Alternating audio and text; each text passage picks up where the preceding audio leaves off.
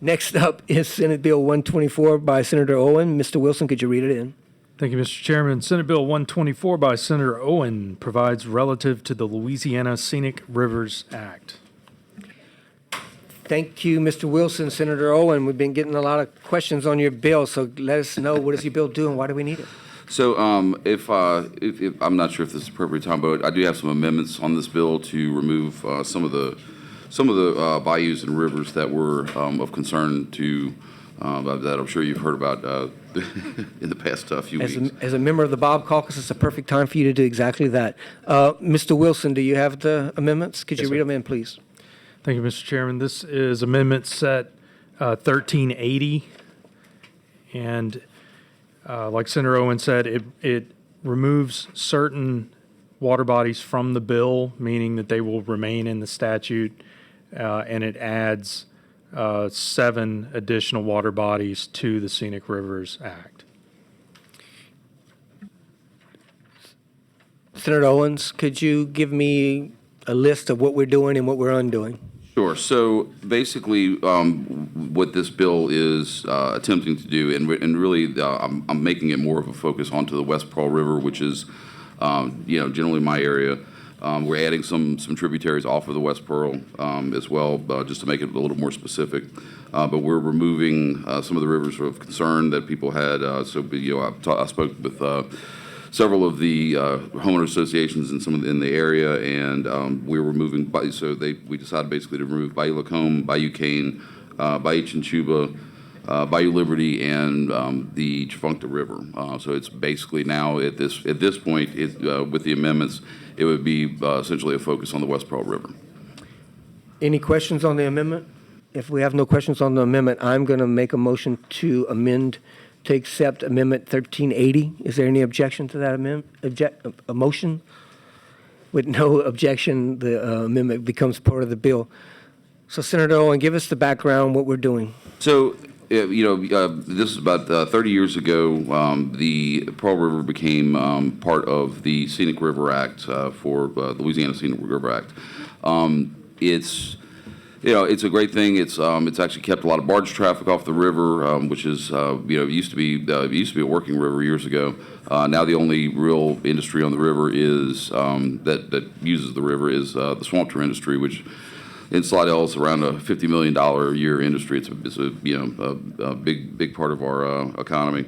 I live off the West Pearl River. I'm the chairman of the Lower Pearl River Basin Task Force. I grew up out there. It's a beautiful river. However, we're having some real issues because of actually some man-made issues. So the river, it basically starts around Jackson, Mississippi. It's about 485 miles long. There's a reservoir, the Ross Barnett Reservoir. It's been there for all my lifetime. They use it for flood control in the Jackson area. Every time they do open the Ross Barnett, we do get a lot of silting. We get a lot of logs and things like that come down the river. It's always an issue. We also had about 25 years ago, there was a weir put in upriver by the Army Corps to try to divert some water into the east branch of the Pearl River.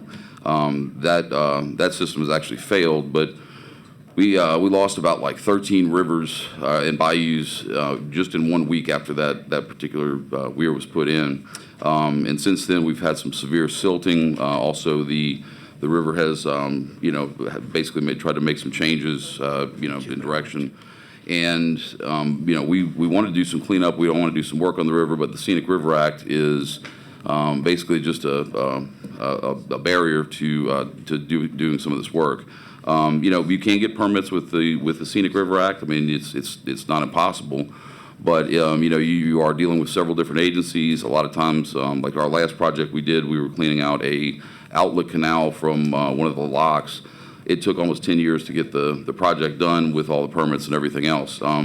We have a situation right now where the river is looking to change direction, and it's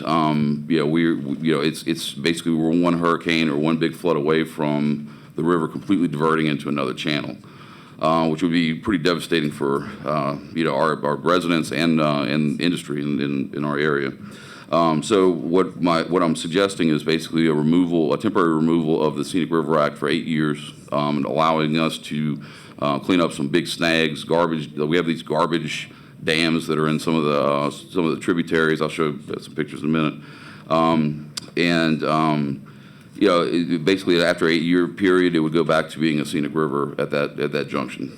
So it just allows us some time to actually do some work that absolutely needs to be done in the next couple of years. So with that, I'll kind of walk through a little bit of what we have here. So this act would actually take place only on the lower Pearl River Basin. So it would be from Lock 1, which is in Pearl River, Louisiana, down to the Wrigley's, which is basically almost to the Gulf of Mexico.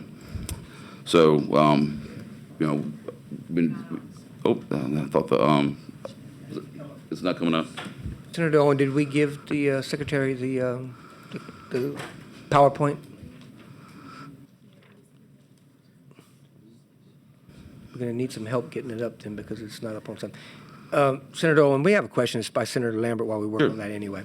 Senator Lambert? All right, Senator Owens, you're still going to have Army Corps of Engineer permits, correct? That's correct. So any big construction project we do, we still going to have permits. It's not like this is just going to be free willy-nilly. You can go out there and just kind of do whatever, cleanup work that you want. You still, like, whatever we do, we still have to have permits. I know that, some of the people who were kind of against this bill, they were saying this has something to do with, like, development. It has something to do with, like, dumping into the river with, sewage and things along those lines from development. Any development that occurs on the river, which I have no, I'm basically doing this to try to get the river cleaned up. That's it, But any other development that does occur, they still have to go through the DEQ process. They still have to go through, if they're doing any kind of wetlands work through the Army Corps and wildlife fisheries also. So it's not like this is just removing all restrictions completely. All right, who is looking to do the work? Basically the parish, and then also too we have neighborhoods in our area that are on some of the tributaries, and the neighborhood groups actually want to get together and pool their money and actually do the work themselves. And how much are we talking about? It sounds like there's a major project. There's several projects. So it would be, so we have several different, basically just like log jams and these kind of like garbage piles that are on the river that need to be cleaned up. Those are almost like separate projects. Then we have another issue where I was discussing earlier, where the river is looking to kind of divert and change channels. At that point, that's going to be like we're going to need the Corps with that. We're going to need wildlife fisheries on board. That's going to take another effort, and it's going to be a whole separate project in and of itself. Because what I'm thinking is maybe that what may need to be done is, do y'all have a plan, or this is really in just a formulation of a plan? It's a little bit of both. There are some plans to do some of this work. There's some of these permits have been applied for. We have gotten permits in the past. A lot of times, though, with the Scenic River Act, you're only allowed to do 50% of the actual cleanup. So, we go out there, we'll clean up, half a project essentially, and then, 2-3 years later, it's filled back up again. So, some of these projects have been ongoing through the years. But we still have to apply for new permits for all these things. All right, because that's what I was wondering, if maybe, wouldn't be more limited to like doing some clearing and snagging, and then have come with a plan where we can kind of really see what's being developed. Sure. Yeah. And there's really, there's, like I was saying, there's really no development. It's really we're talking dredging, of some of the tributaries, and which is really, those are actually smaller projects. But the one big project, with the river trying to divert and change channels, that's going to be, we're actually probably going to need a plan to come back and. Well, I would think the present Corps that. so would want to be involved in that, because it could affect navigation. Have they taken a position on any of this, or have y'all worked with any? Not at the moment. We've worked with the Corps in the past doing small dredging projects and things along those lines. Okay, because that's what I was just wondering, if maybe this is a little premature before we have a real plan to see what's entailed. And I believe there are some people here today with the parish that'll Okay. kind of get into a little bit more. Maybe of that, that'll, too. okay, that'll help me there. Yeah. That's all.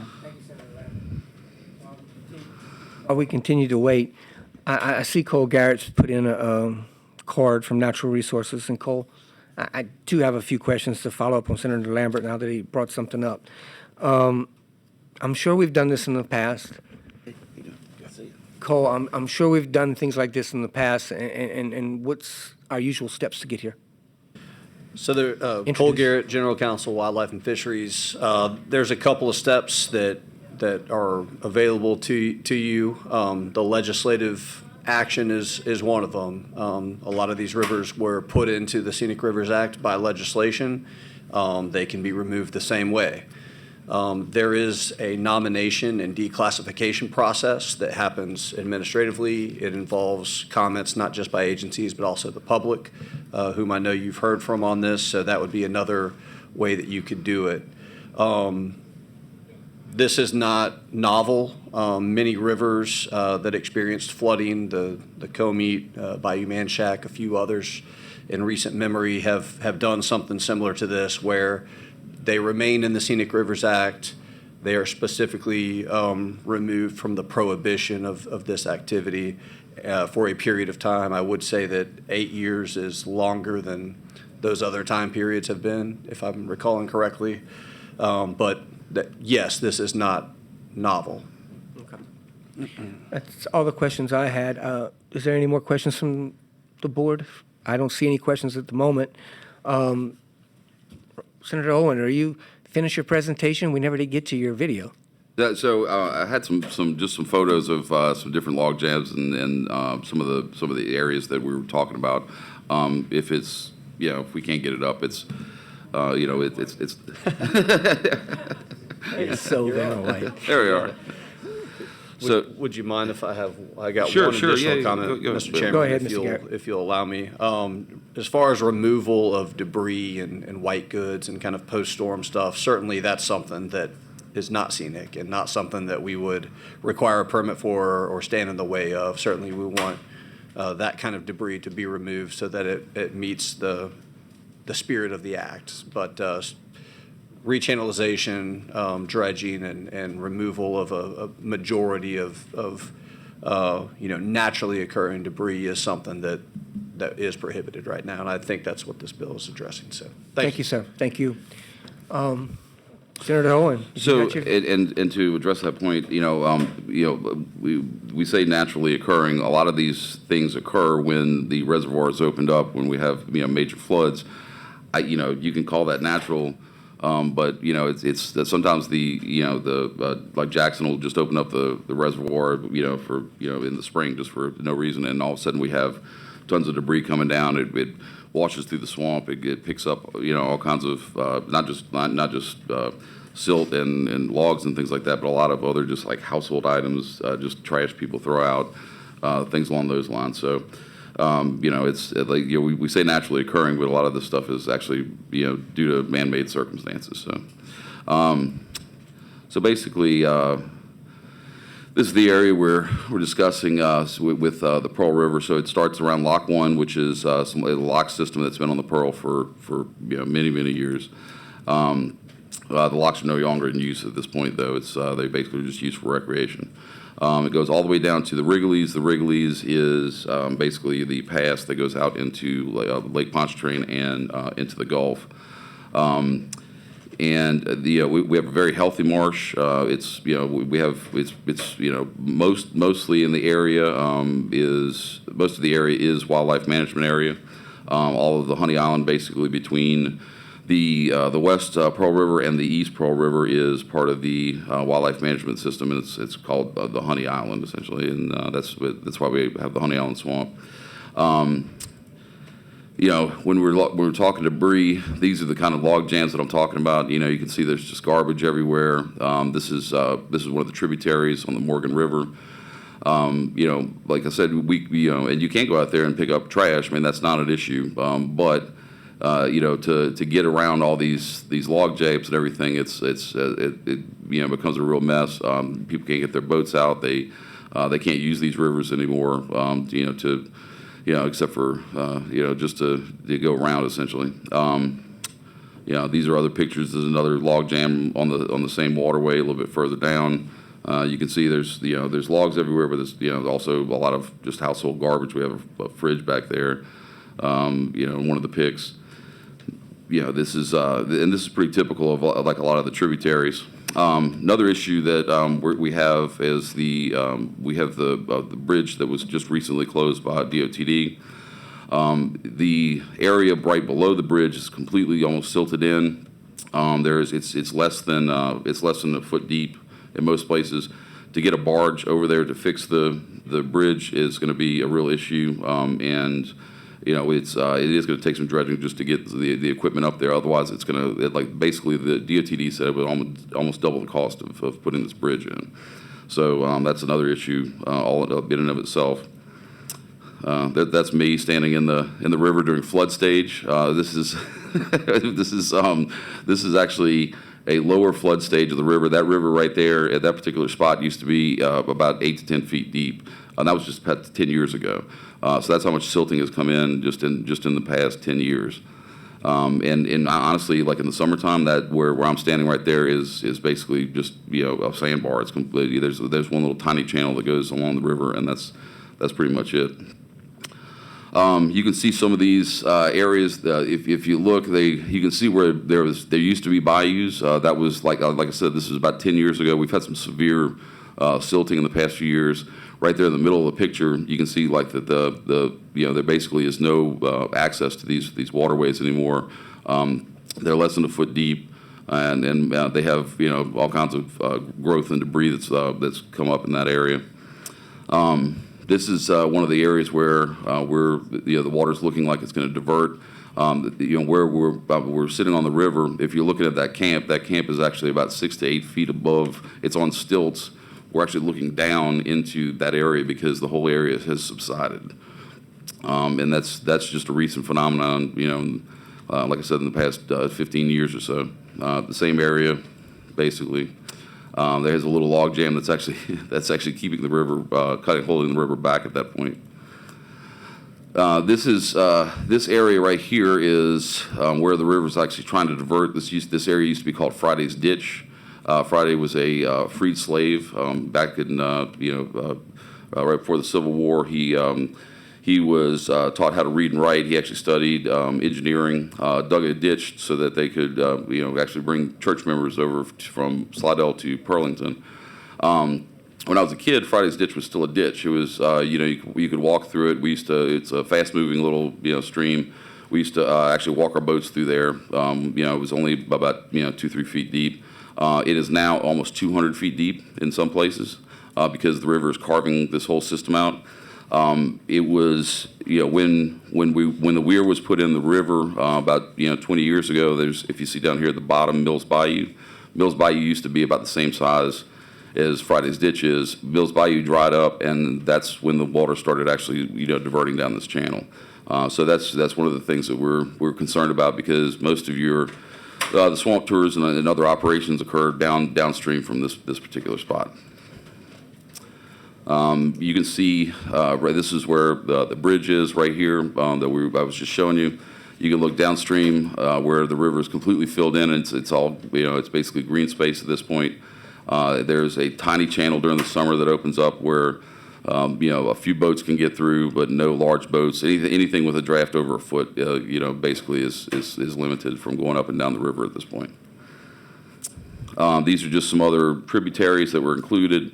The Doubloon Branch drains a significant area of Slidell, and it is completely silted in most of its channels. There's one little spot where you can get a boat, like a flat boat with like less than a foot draft through, but they used to run barges down this same bayou, and at this point it's nothing but a trickle. And like I said, again, this has all happened within the past 10 years. So these are all recent phenomenon. It's really been an issue from from a lot of the issues going on upriver, especially with the weir system. This is another issue that We have some dying marsh that is because of the silting, because the river has been cut off in some places. We are like losing some marshland. The rest of the marshland is very healthy. You can see where the green areas are. Those are all fed by the river and the and some of the bayous. But that's a bigger concern for us. One of the reasons we're like Slidell was around after Katrina was we have miles and miles of marshland protecting us. It's not a great barrier, but it's something. If we lose that marshland, all of a sudden we're unprotected at that point. And we in South Louisiana understand how quickly that can change. That's just you can see just another example of some other canals, and you can see where once again where you have dying marsh on one side, you have green marsh on the other. It's just a matter of water access. And then finally, the Pearl River also feeds the Lake Bourne area with just a little bit of fresh water. Helps with oysters. We have a thriving fishing industry there. The river changes channels, goes in another direction, and it changes the whole fishery in the area. So that affects not only us but Mississippi as well. And that's basically it. I just just kind of wanted to give you just a little overview of kind of what we're talking about here. Thank you, Senator Owens. We don't have any questions at the moment. We do have two people who want to come to the table in support.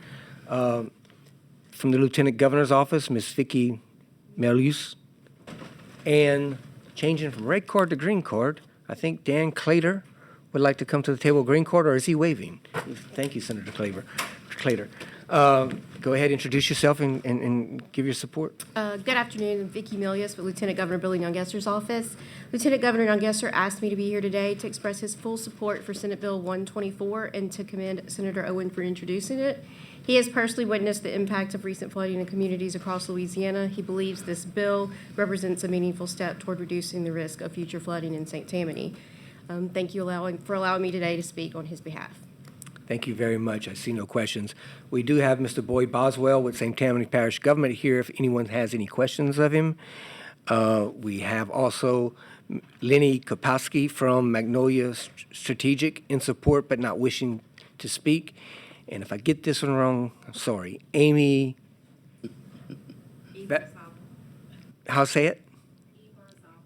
Ivar Sabel with St. Tammany Parish in support but not wishing to speak. Thank you very much for coming. We do have a number, of course, that wish to speak in opposition. If we can give them the table. Miss Lindsay Clark, self. Cheek. Oh, I didn't see an L in there either. Emily Vexton with, let me see, it's covered up. The Nature Conservatory. Mr. Edward Dino with self. If you three could come to the table. The president's starting to text me. It's about time to go to the floor. So if y'all can keep it concise, and we'd appreciate it. Is some left? Probably after the amendment. So whoever comes to the table, introduce yourself. If you filled out a card to come to the table to speak against, please come to the table and introduce yourself. Ladies first, you were the first at the table. Hi, my name is Emily Buxton. I'm the Director of External Affairs at the Nature Conservancy. Thank you for the opportunity to address the committee today. The Louisiana Scenic Rivers Program was established in 1970 and this year celebrates its 55th anniversary. Approximately 3,000 miles of water are designated scenic rivers in the state of Louisiana. According to the Louisiana Department of Wildlife and Fisheries, which administers the program, it is one of the largest, if not the largest, program of its kind in the country. This program protects valuable fish, wildlife, and habitats from degradation, provides flood control, and preserves the scenic beauty of these waterways for all Louisiana citizens. The Louisiana Department of Wildlife and Fisheries helps protect these scenic rivers and provides permits for actions that take place adjacent to scenic rivers. It also provides technical support and enforcement action for parishes who are seeking to manage problems taking place in or adjacent to these water bodies. We have spoken with Senator Owen and appreciate his intentions to care for the water bodies in his parish, and we thank him for the amendments made this morning. However, the Nature Conservancy opposes removal of the West Pearl from this program. Rivers are connected systems. The removal of one section of water body can have upstream and downstream effects. Scenic rivers serve as floodplains, storing water during storm events, and preventing flooding of nearby communities. There are already legal mechanisms in place to remove debris from scenic rivers that do not require removing its protected status from the program. We believe and have encouraged the author to explore these options with LDWF. Under the traditional permitting process, under LDWF and the Corps, there would be opportunity for ample public participation and comment, which is not provided if you pass this bill.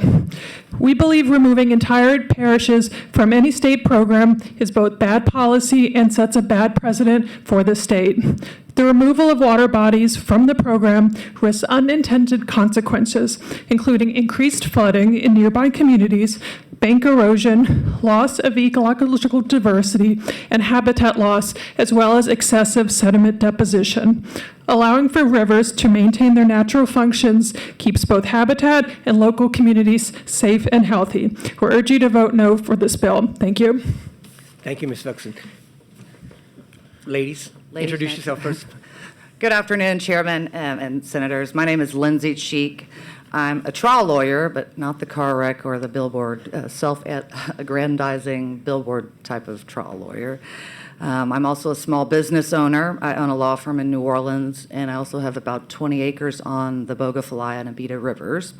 I had not seen the amendment until just now, so my comments are mostly restricted or pertain to the Tchefuncte tributaries portion of the proposed bill. I live on this property, and I'm about 10 feet away from the riverfront, and just since I've bought the property, just seeing the flooding and the erosion of the bank has been very concerning for me. This proposes to remove protections from some of the most economically and ecologically valuable resources in our region, especially the vagueness of the Tchefuncte tributaries language was my primary concern as a lawyer. But these rivers are not remote or untouched. They run through neighborhoods, through parks, small towns and recreational areas. They're part of our local economy and infrastructure. And we want to preserve not just for environmental purposes, but also for property value purposes. If I'm not able to get my property insured because it is such a high flood risk, that's a problem for me, and it will be a problem for anyone who lives along the rivers. They're not just pretty features on a map, they are dynamic ecosystems, and they're the reasons why people move to places like Covington and Mandeville and Slidell and Beta Springs. It's one of the only things, the Scenic Rivers Act is one of the only things that stands between natural value and long-term decline of property values specifically. I've seen firsthand the wake erosion and ramifications of wake erosion and unregulated economic and environmental construction and what it can do to a riverbank. I'm actually trying to build a bulkhead on my property as we speak, but I'm going through the permitting process. It's lengthy and it's a huge pain in the, you know what, but it's necessary, and I don't have a problem paying for it or waiting for it because it's worth it. So I would respectfully ask that y'all would consider all the people who live on the river and the long-term economic and especially environmental decline that this could cause if we remove these protections, especially for 8 years. It's too long.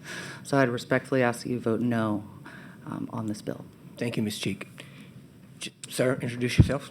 Yes, I'm Edward Dino. And in a different century, I sponsored a lot of these bills that are up today. And they were not done at a meeting where amendments were put on and taken off. It took studies, it took analysis, it took recommendations, and that's not the way this is being handled. And that's not the way the law was drafted to handle this stuff. In St. Tammany Parish, and I was looking through the history of those bodies of water that have been put on Scenic Rivers protection over the last 40 years, it was a complete bipartisan effort. You're not going to find anything more so than the Scenic Rivers Act as it applied to St. Tammany Parish. What I'm here, because the rivers and the waterways I was interested in and that were put on, I think under the amendments have been removed from the bill. However, the reason that I drove here was to talk about the integrity of the process of putting rivers on scenic rivers and to declassify them. There is a provision in the law that says that a study is required, and the exception says that you can declassify them without a recommendation from Wildlife and Fisheries. It doesn't say without a study. So what you'll be doing here today, and I looked through the history, there's been none that have been, there's been one river declassified out of the over, I don't know, the 65, I think, one. Now, whether that was done by amendments at the last moment, we were coming up here to speak. We didn't know what was in and what was out. That's not the way you're supposed to do business with this. I mean, this is really important stuff. We went to parish council meetings. We didn't know what was in and what was out, and the law basically says, don't do it this way. And I'm asking you not to do it this way. What this hearing today is a substitute for an 8-month study. That's what we're doing here today. And that's wrong. That's absolutely wrong. What the bill originally called for, before there was an uproar, was it called for taking 9 waterways, 9, count them, out of Scenic Rivers protection with no study, no recommendation whatsoever. I'm going to refer you to a letter that you all received from the former mayor of Covington, which I think is really well written, and lays out the science on it. He lays out the economic arguments. He lays out the cultural arguments. St. Tammany Parish probably has the most diverse bodies of water of any parish in the state. It's got bayous. It's got fast-running rivers. It's got lagoons, and people love them. This was not something that was highly advertised was going to happen, and there has been an uproar against it. And you don't have an amendment coming up to take everything out of it except one, because it's got a lot of public support, right? I mean, this is something that shouldn't be done this way. I'm going to ask you to take a look at Mayor Villery's letter. It makes the arguments very well. He also adds the cultural aspects. All of us that grew up there, we were in the bayous, we were in the rivers, and for the most part, many of them remain the same as they have thanks to this.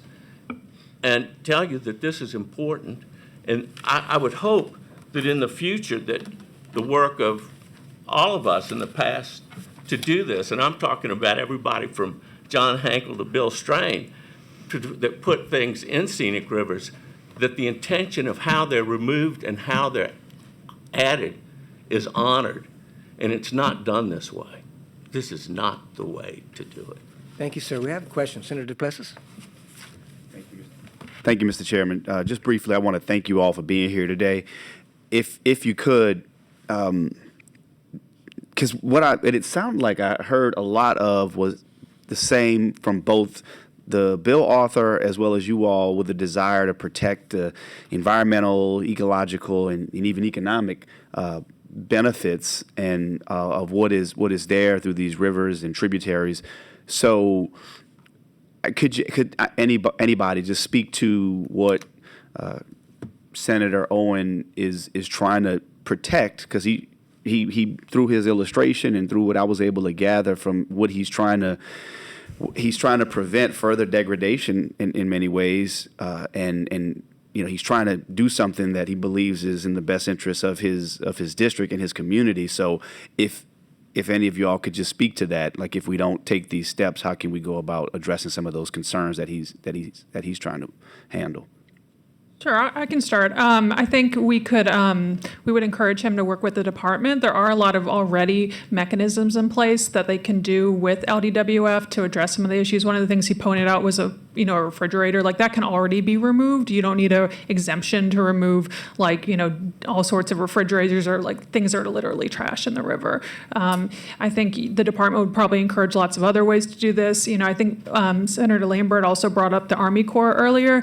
I think, he brought up a good point that if we had a plan in place that could be brought to the Corps, it was almost like we were putting the cart before the horse for this.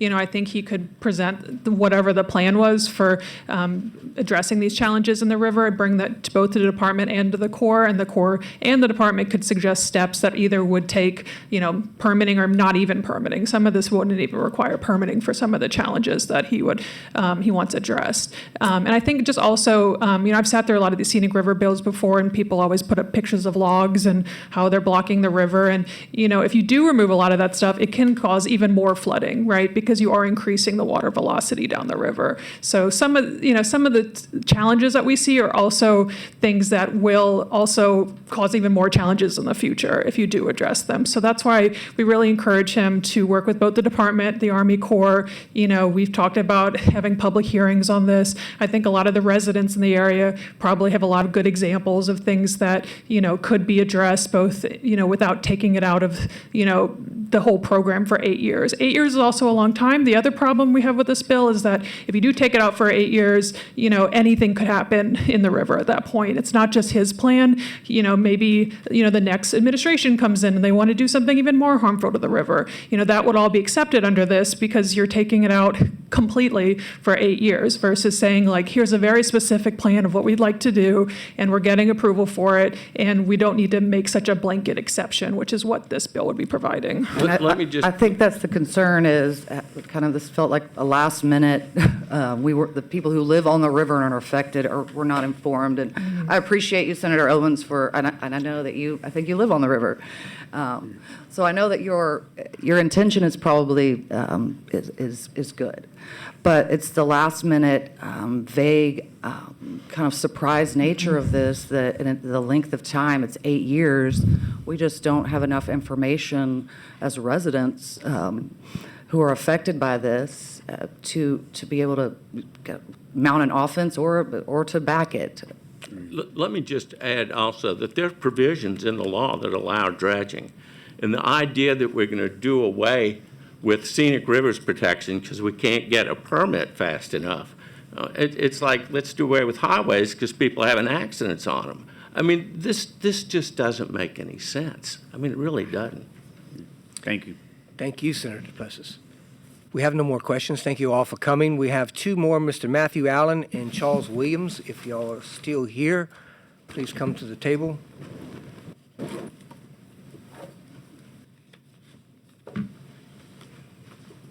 Whoever sits first gets to go first, and just go ahead and introduce yourself and give us your testimony, please. Thank you. Okay. My name's Charles Williams. I'm here as Vice President of the Louisiana Wildlife Federation.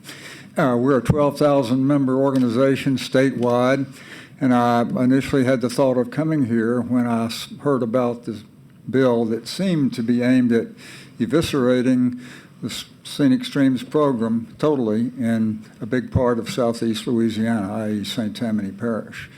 And we, as original sponsors, going back to the early 1970s of the program, and having risen to the occasion on many times when there were threats in the intervening decades, we have fought for the scenic stream system, and we continue to do that. We support it in every respect.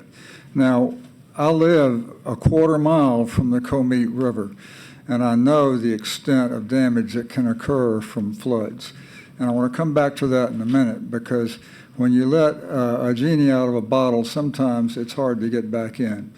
And if we take out a group of rivers or just the West Pearl, whatever it is, with the lack of a specific plan, Senator Lambert referred to, where's the plan here? Where's the overall picture? And 8 years? Come on. Anything could happen in 8 years. And a lot of other things could be done that aren't in the non-existent plan.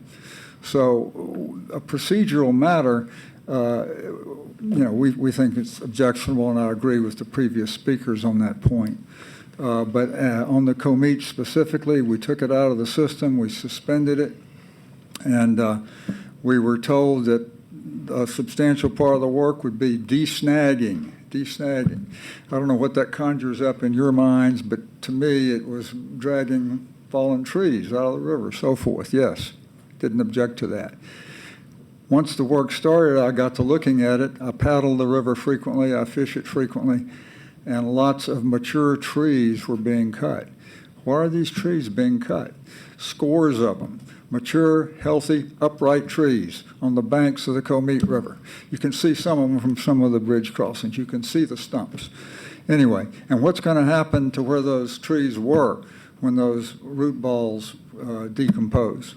And that's going to be erosion, more sedimentation, need for dredging, and so forth. So there needs to be a plan, and we should be careful about just giving a blanket type approval to a bunch of different activities related to the flooding issues and all the other issues that we admittedly have.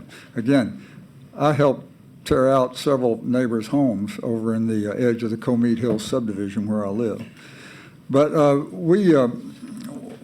agree with the previous suggestion that the existing permit process be utilized and try to get satisfaction in that way.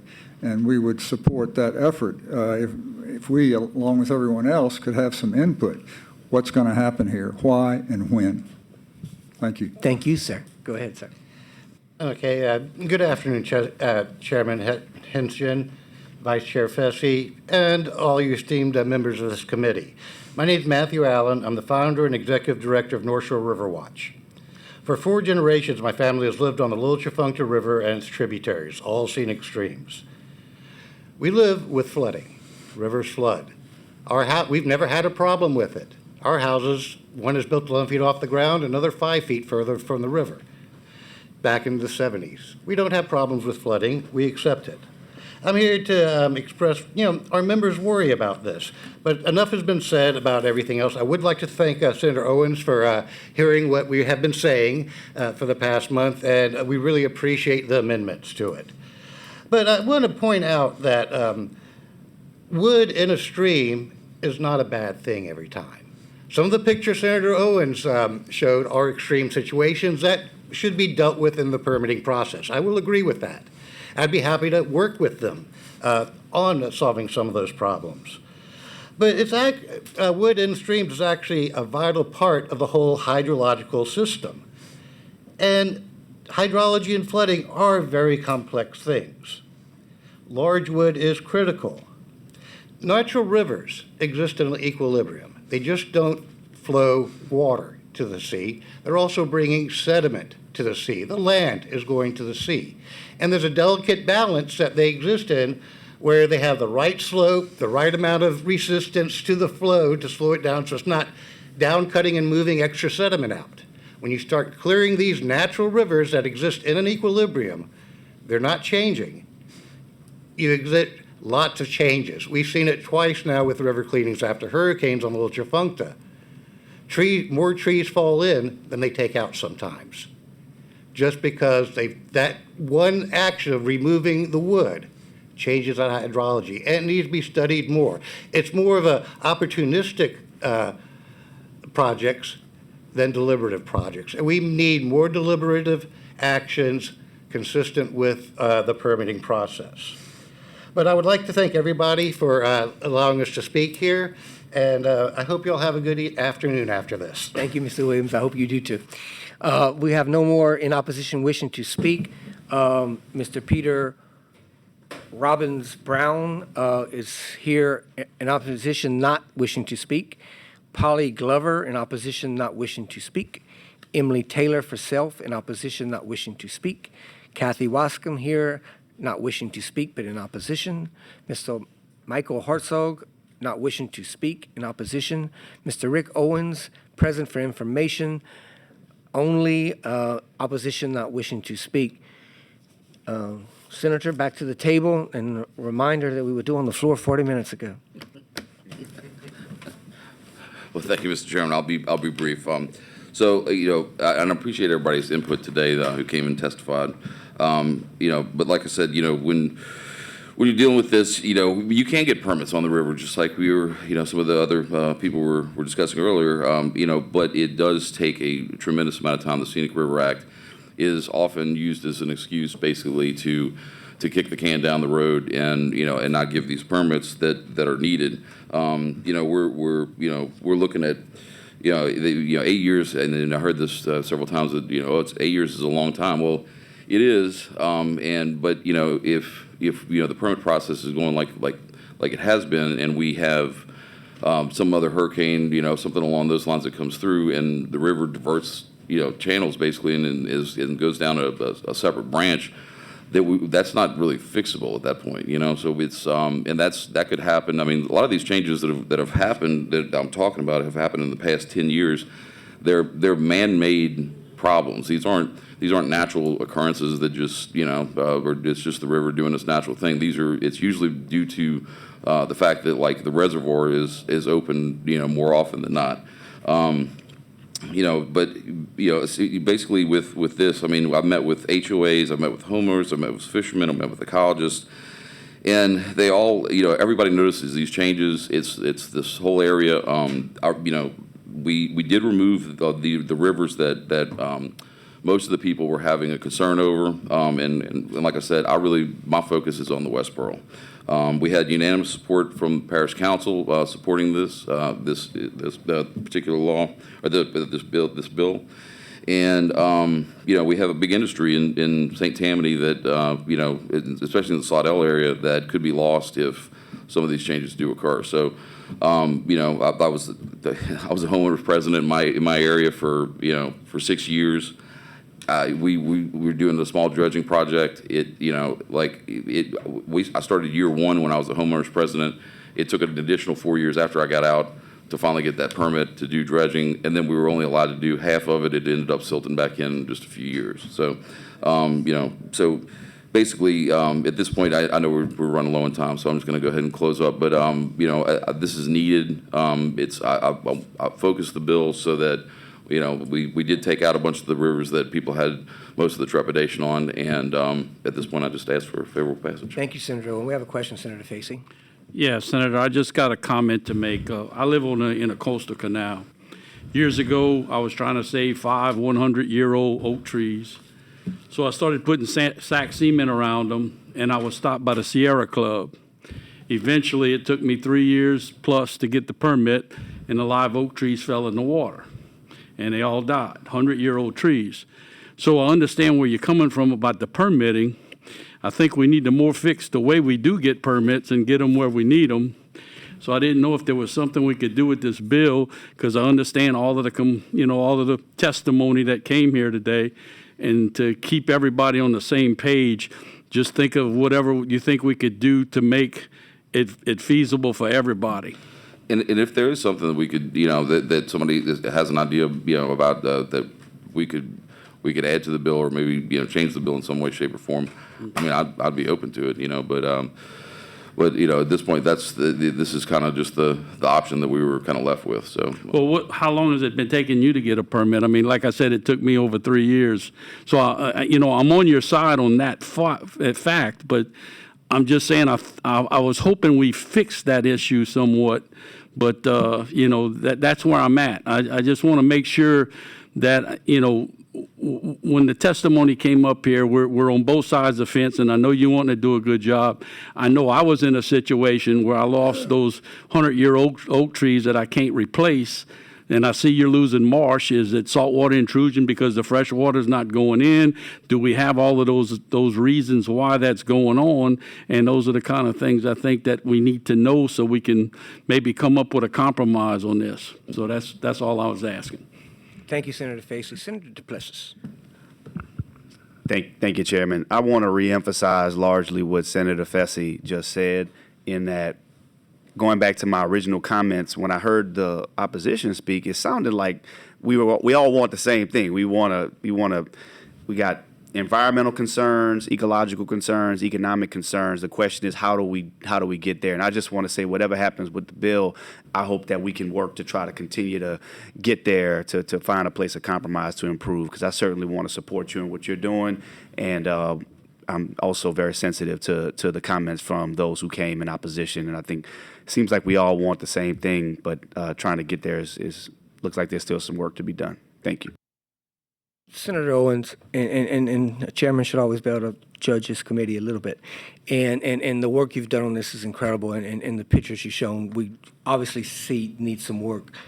Would you be objective to turning this to a study for a year so we can get those studies done and come back to us next year when everyone's on board? Because I think everyone who came to the table today with the rate cards agreed with you that it probably needed to be cleaned out.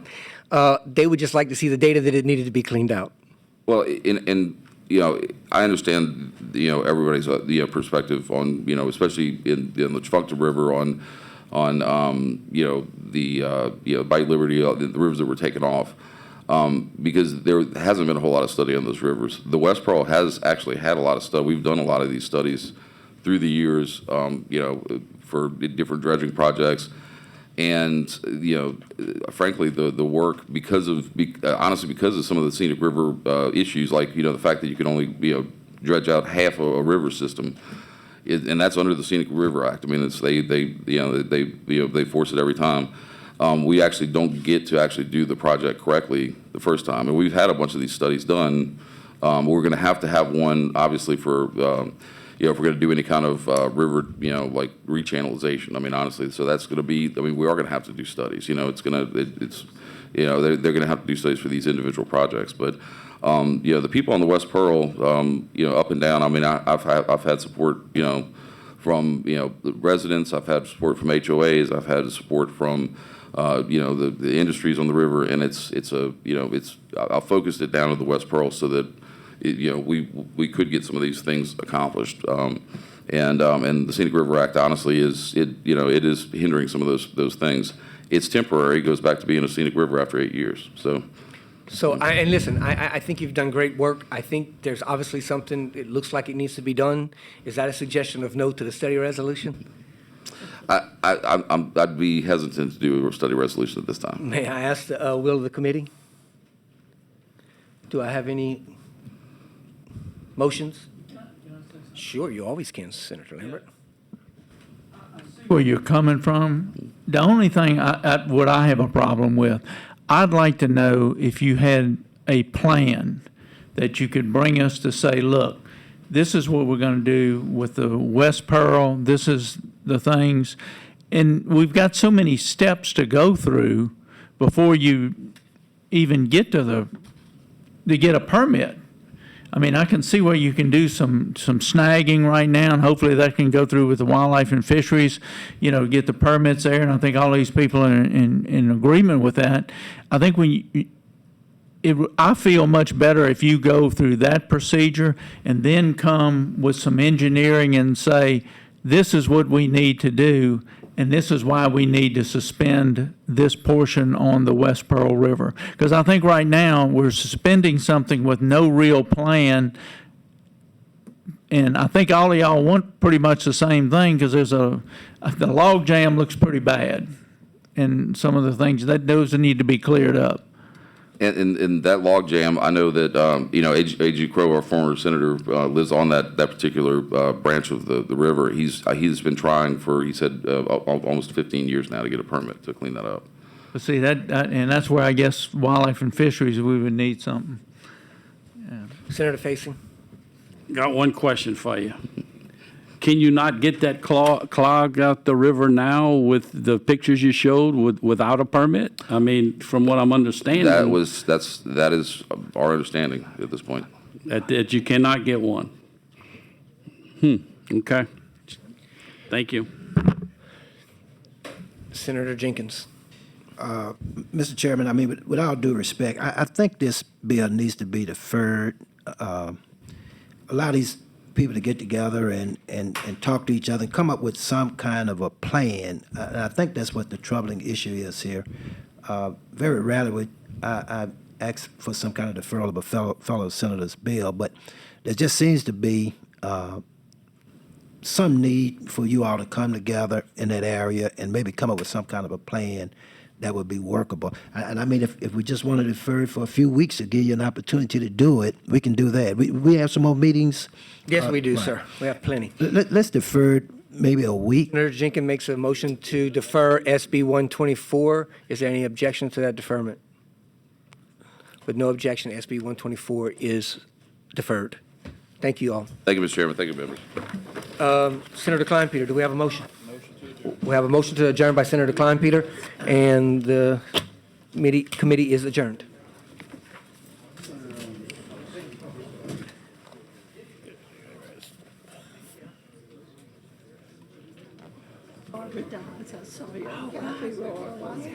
She's been calling me.